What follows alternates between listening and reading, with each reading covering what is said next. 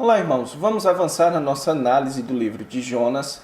E nessa aula eu quero estudar com vocês dos versículos 4 a 17 do livro de Jonas. Vamos nos lembrar, antes de avançar, aquilo que nós vimos na aula passada. Nos 3 primeiros versículos, o que nós vimos basicamente foi o chamado de Jonas e a desobediência do profeta. Nós vimos que Deus deu uma ordem para Jonas, que ele se levantasse e fosse até Nínive. É importante que você se lembre que a distância de onde Jonas se encontrava a Nínive era relativamente pequena.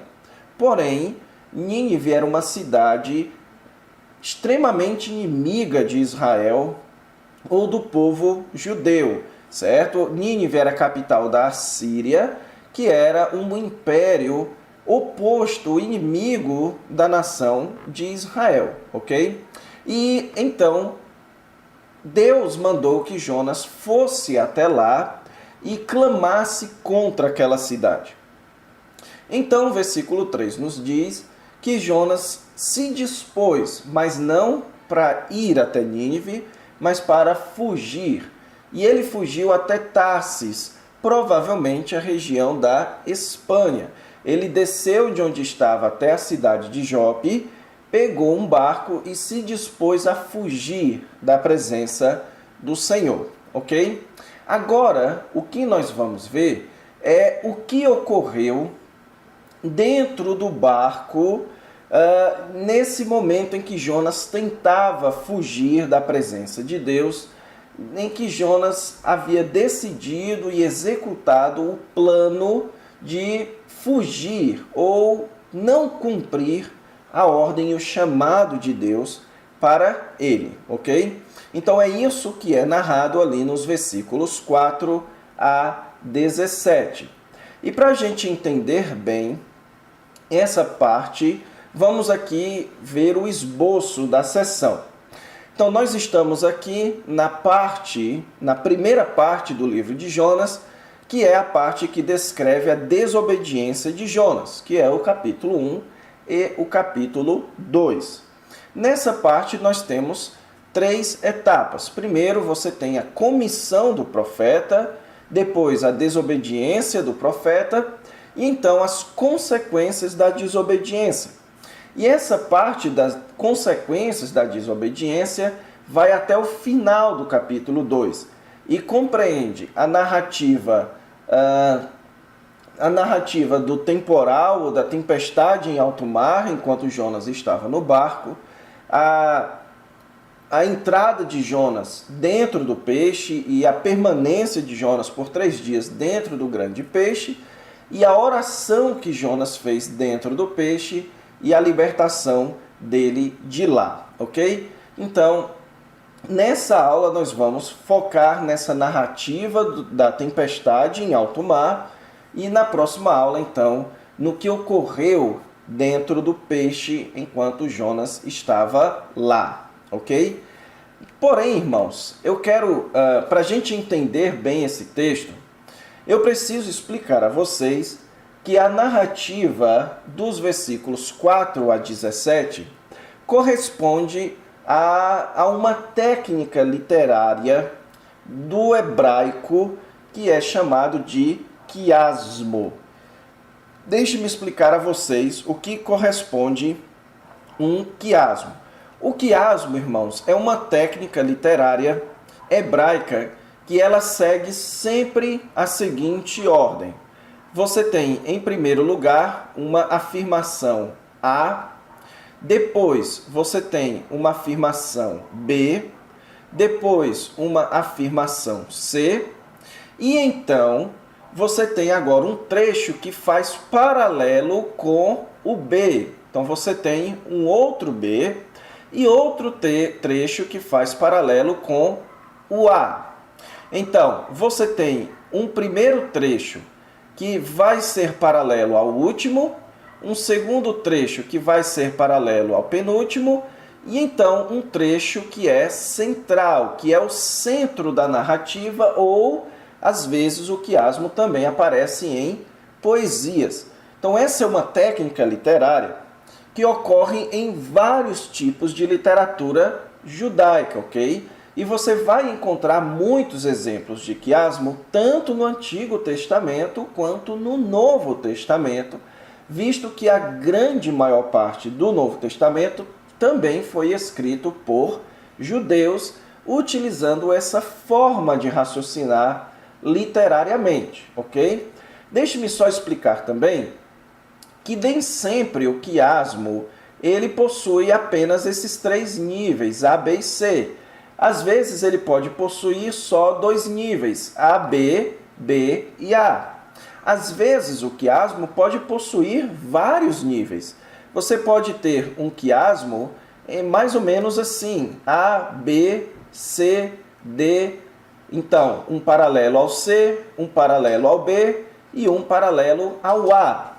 Então, você vai encontrar vários tipos ou vários níveis de quiasmo, certo? Então, há estudos que mostram, por exemplo, que o livro de Romanos, do capítulo 5 até o capítulo 8, você tem um quiasmo, em que o capítulo 5 ele é paralelo ao capítulo 8, o capítulo 6 é paralelo ao capítulo 7. Então, você tem uma estrutura quiástica ali no livro de Romanos. Há quem diga que o capítulo 1 do livro de Marcos, pelo menos aquela parte em que ele fala a respeito de João Batista, também é uma estrutura quiástica. Você vai encontrar estudos que mostram livros inteiros sendo compostos em estrutura quiástica. Muitas dessas propostas de quiasmo às vezes soam mais forçado do que realmente sendo um quiasmo. Mas o fato é que muitas narrativas, tanto no Antigo Testamento quanto no Novo, além de poesias e outros tipos de literatura, carregam essa estrutura literária chamada de quiasmo, ok? E bem, os versículos 4 a 17 correspondem a um tipo de quiasmo. Então, note que ele primeiro começa no versículo 4 com uma introdução. Você vai notar que o versículo 4 começa falando algo que Deus fez. E então você tem a narrativa mudando o foco para os marinheiros. E neste foco, os marinheiros agora eles vão enfrentar a tempestade, certo? Versículos 5 e 6. E então, nos versículos 7 a 10, você tem o centro da narrativa, que é a causa daquele temporal ou daquela tempestade. Então, é aqui que o autor do livro de Jonas quer que você centre a sua atenção, na causa daquela tempestade. Quem causou ou o que causou aquela tempestade? Então, uma vez detectada a causa, você então volta a narrativa para os marinheiros e eles agora acalmando a tempestade, fazendo então aqui um paralelo, certo, com essa parte em que eles estavam enfrentando, agora eles estão acalmando. E então você tem o paralelo da primeira parte, tendo aqui uma conclusão. Você pode perceber na sua leitura como o texto começa falando algo que Deus fez com o vento e ele termina mostrando algo que Deus fez agora com um peixe, ok? Então, você tem claramente um paralelo entre o começo e o final da história, entre os marinheiros enfrentando a tempestade e depois eles fazendo o que precisavam para acalmar a tempestade, e no centro da narrativa você tem então Jonas ali como sendo descrito como sendo a causa daquela tempestade, ok?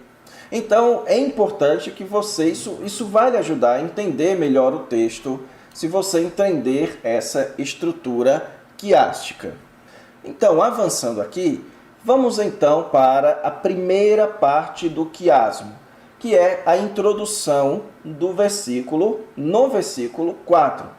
O texto diz: mas o Senhor lançou sobre o mar um forte vento, e fez-se no mar uma grande tempestade, e o navio estava a ponto de se despedaçar. Note, irmãos, a ênfase aqui no comecinho para falar a respeito do Senhor. O texto diz que o Senhor lançou, ok?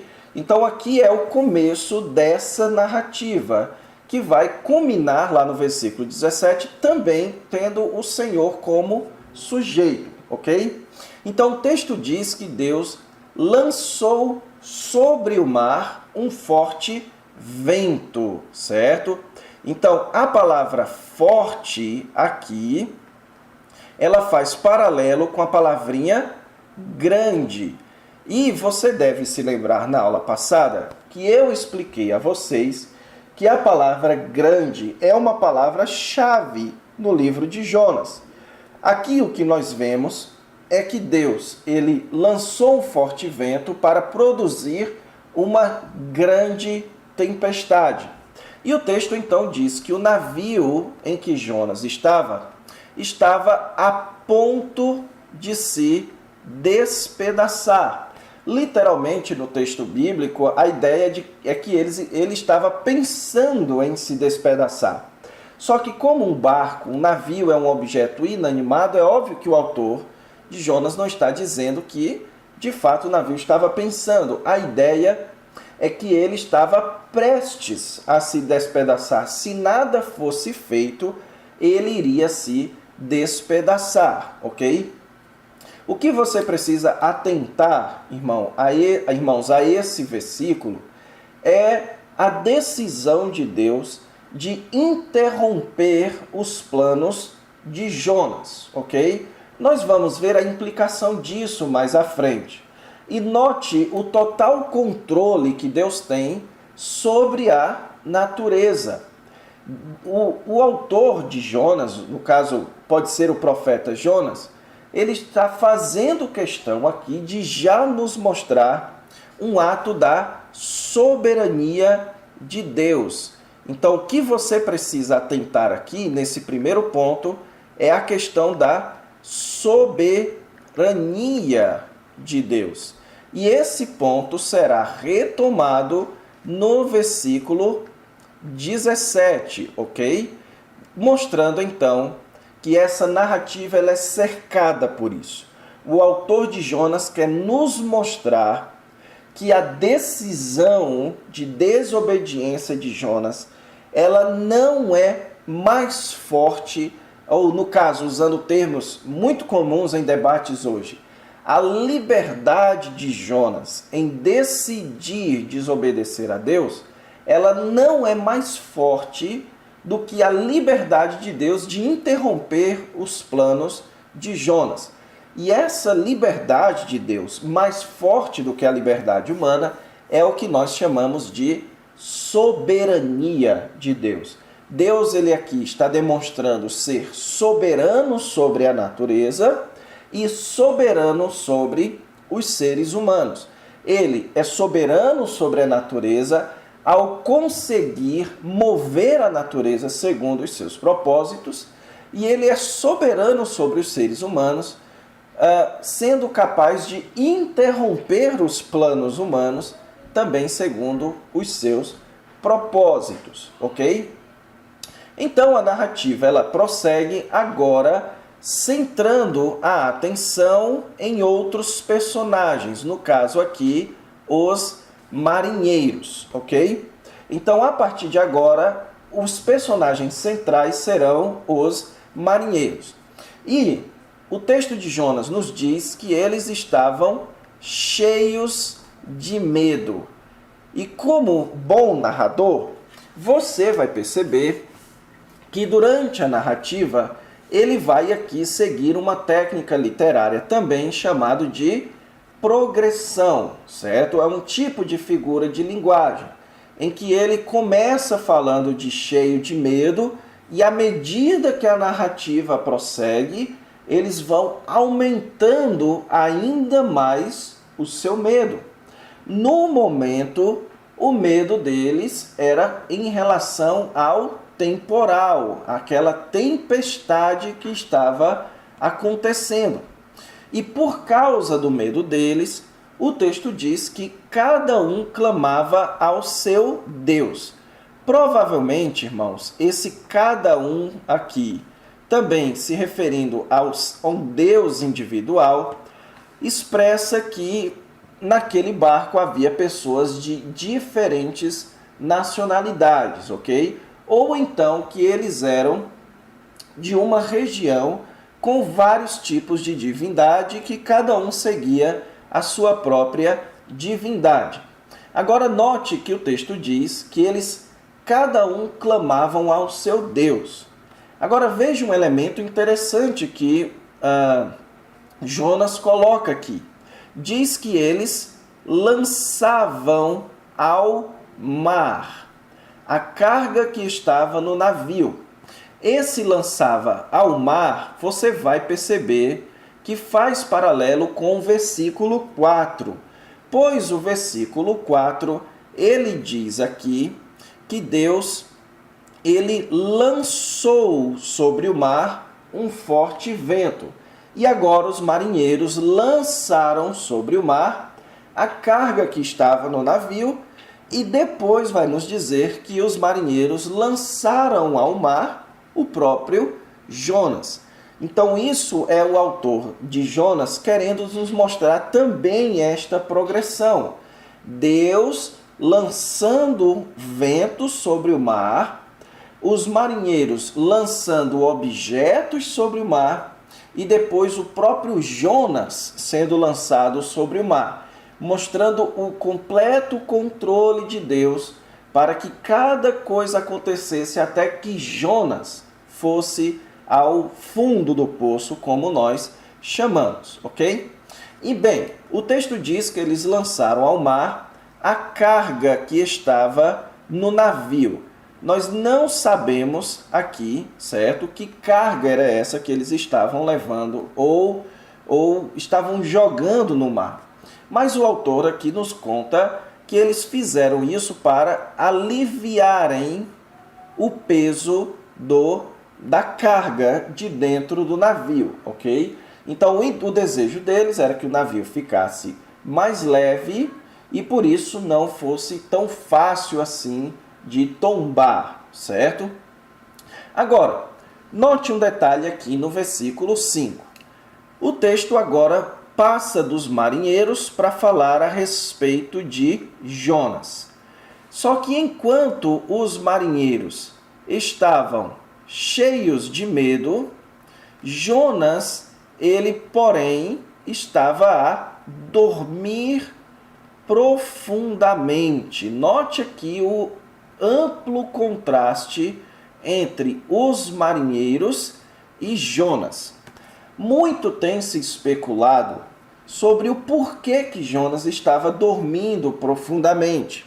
Alguns sugerem que esse dormir profundamente era um sinal de que Jonas estava de fato interessado em morrer, certo? Ou seja, ele não estava nem um pouco preocupado com o temporal, porque se aquele barco afundasse, era isso mesmo que ele queria.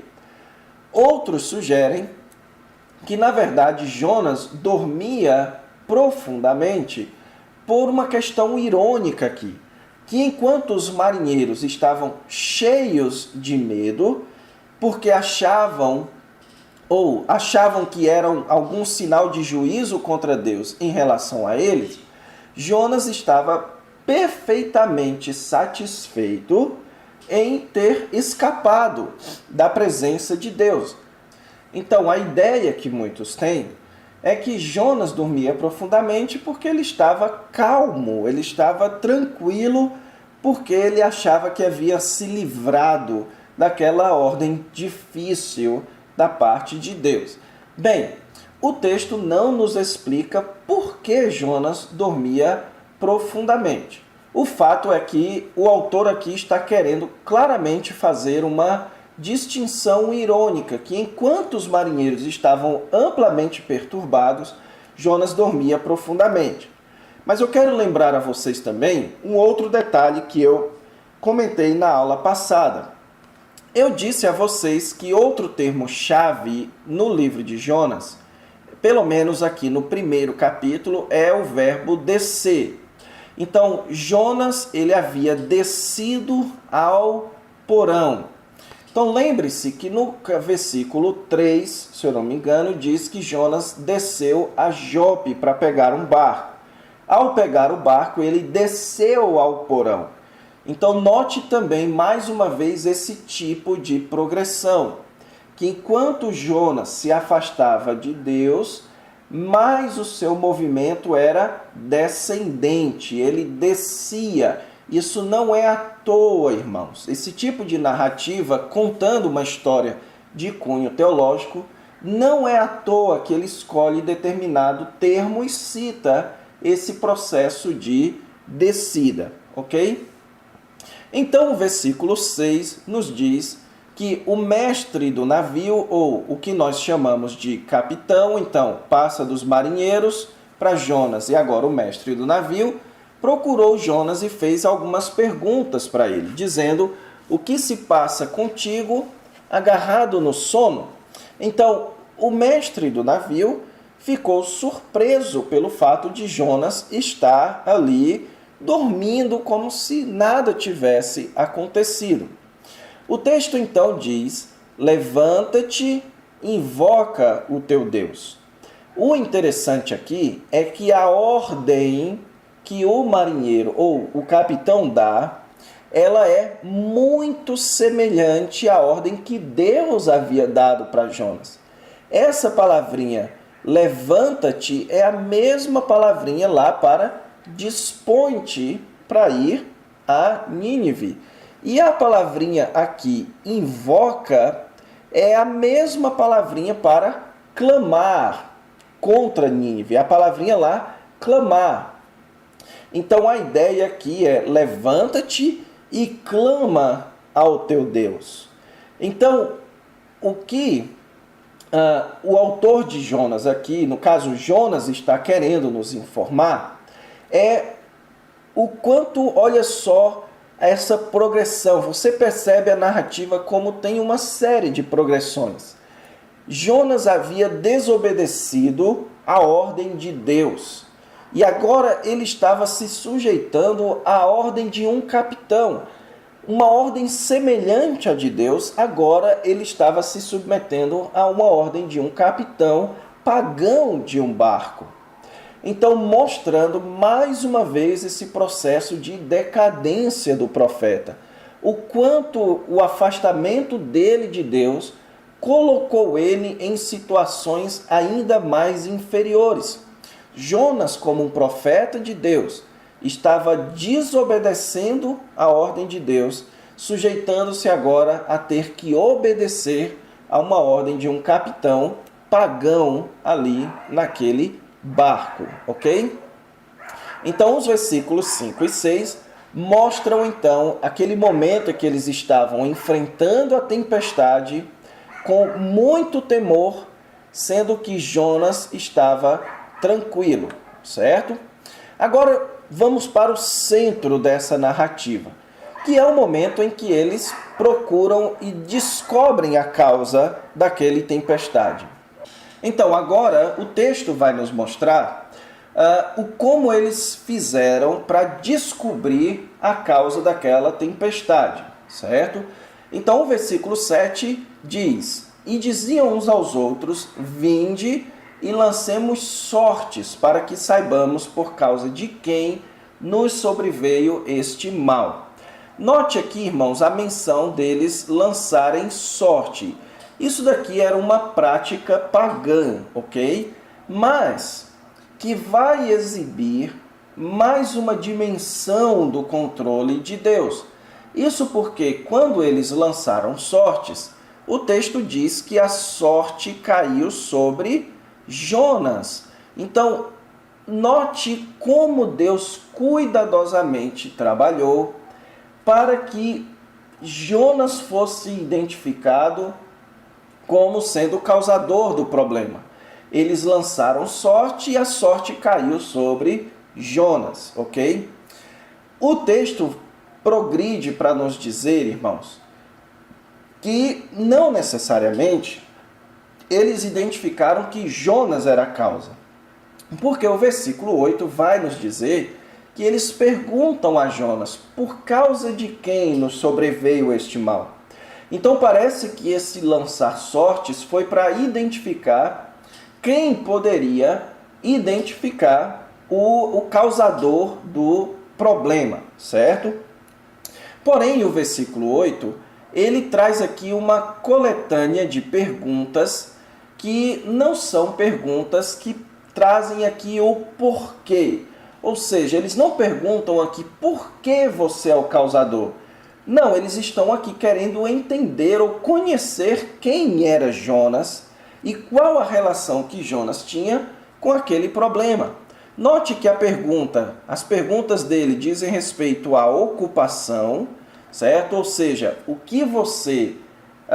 que você trabalha, ou pode ser também traduzido como o que você está fazendo nesse barco. Eles perguntam de onde Jonas vem, qual a terra de Jonas e o povo de Jonas. Então note que são perguntas biográficas, não são perguntas necessariamente religiosas. São perguntas aqui biográficas. Eles estão tentando entender quem era Jonas e qual a relação de Jonas com aquele problema. Porém, a resposta de Jonas é uma resposta que vai no cerne do problema. Ele diz que é hebreu, então a palavra hebreu aqui é uma palavrinha que era comum para a identificação dos judeus por meio dos estrangeiros. Então, Jonas está usando um termo que era comum para os estrangeiros se referirem aos judeus. Então, ele aqui está dizendo que é hebreus e por isso ele mora em Israel, ele é do povo judeu, ele é daquela região. E o texto também diz que ele teme ao Senhor. Note aqui o uso da palavrinha temer. Então, no versículo 5, essa mesma palavra descreve o medo que eles estavam da natureza. Jonas está aqui agora dizendo que o seu temor era ao Senhor, ou no caso, Yahvé. E ele usa aqui, então, uma designação ao Senhor como Deus do céu. Há duas possibilidades aqui. Ou Jonas está se referindo ao seu Deus como sendo superior a uma entidade famosa no mundo persa, que era o Deus do céu. Então aqui Jonas está dizendo que ele servia ao verdadeiro Deus do céu. Ou então Jonas está querendo enfatizar que o Deus que ele servia é o Deus que é capaz de dominar o mar e a terra. Essa é a posição que eu prefiro, que eu acho mais coerente, certo? Em outras palavras, o que Jonas está dizendo para eles é o seguinte, que ele era de Israel e o temor dele, ou o Deus a quem ele servia, é o Deus que controla céus e terra, que fez o mar e a terra, ok? E então o texto nos diz que os homens ficaram possuídos de grande temor.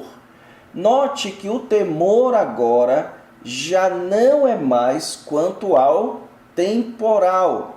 O temor agora é em relação ao Deus do céu.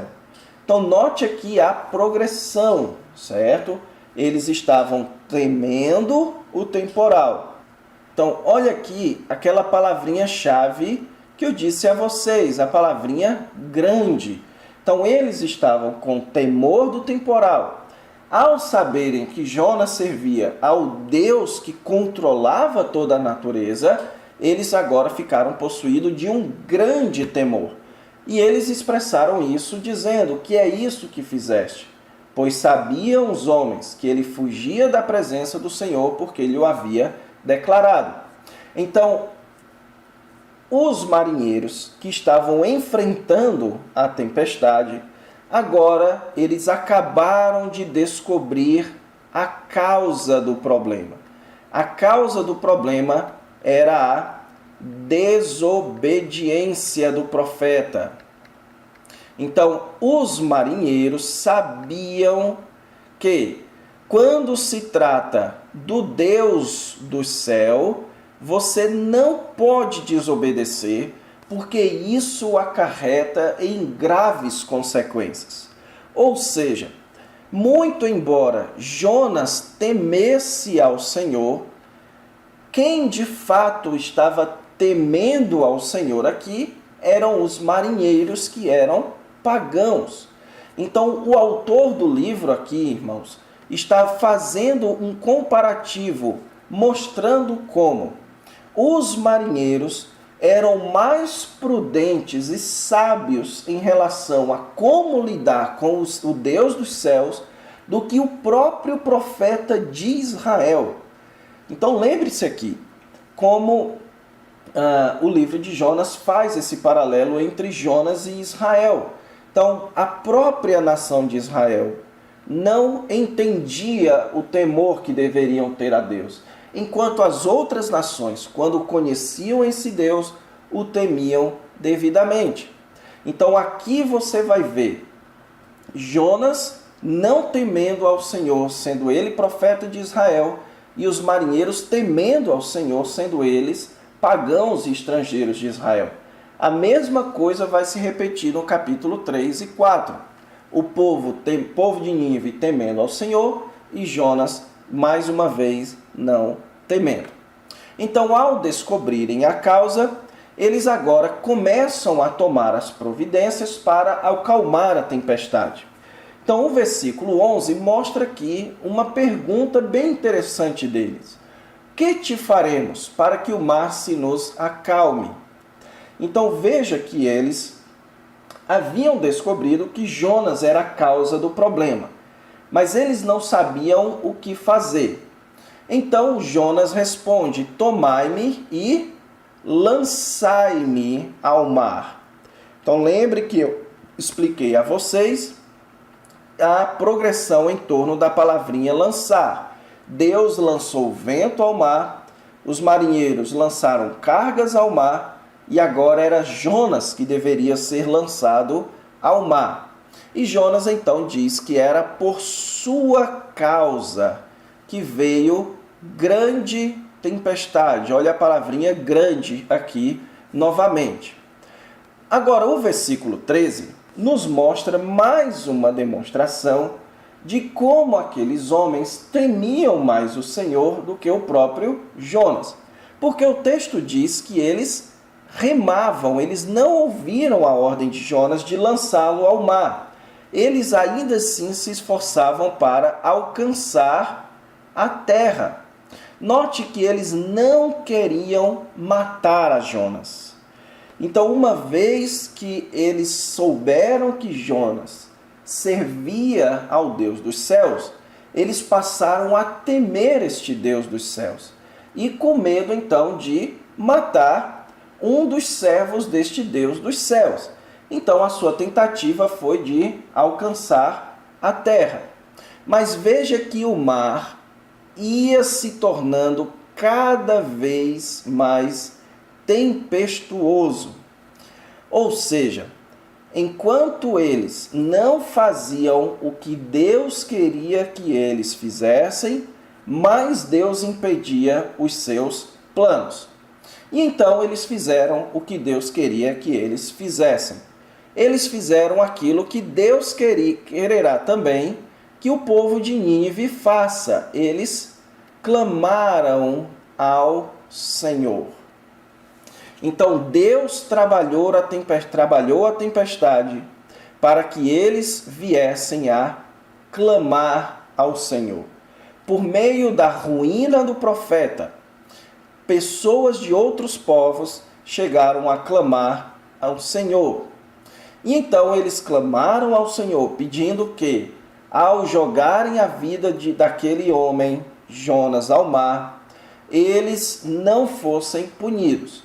E então o texto diz que eles levantaram Jonas e o lançaram ao mar. Então aqui você tem mais um passo na decadência do profeta. Ele saiu da sua terra, desceu para uma terra estrangeira, foi para um barco, desceu para o fundo do barco e agora ele estava abaixo do fundo do barco, ele estava no mar. E então o mar cessou a sua fúria. E aqui então nós chegamos à conclusão paralela àquele primeiro ponto. Note então que agora o personagem principal voltará a ser o Senhor. Mas note aqui o versículo 16 que diz que eles temeram em extremo ao Senhor. Literalmente falando, irmãos, essa palavrinha temer aparece 2 vezes. Aqui a ideia é que eles temeram com grande temor ao Senhor. Note que eles haviam temido a tempestade, depois eles temeram o fato de Jonas ter pecado contra o Deus dos céus, e agora eles estão temendo o próprio Deus dos céus. E fizeram aquilo provavelmente sob a direção a orientação anterior de Jonas. Eles ofereceram sacrifícios ao Senhor, mostrando aqui a compreensão deles ao plano da promessa de Deus, a promessa de perdão de Deus através dos sacrifícios, apontando para o sacrifício superior que Deus enviaria. Então o versículo 16 nos fala aqui, creio eu, de um processo de conversão. Então Deus mandou o seu profeta missionário contra a sua vontade para dentro de um barco, para que através disso pessoas fossem salvas. Note aqui então a ênfase na soberania de Deus. Então o versículo 17 nos diz que Deus deparou o Senhor um grande peixe. Olha a palavrinha grande novamente aqui. Para que tragasse Jonas. Note a ênfase na decadência total de Jonas. Então Jonas agora estava sendo tragado para dentro de um peixe. Era o seu fundo do poço, ali no ventre do peixe. Só uma palavrinha a respeito dessa questão do peixe, ok?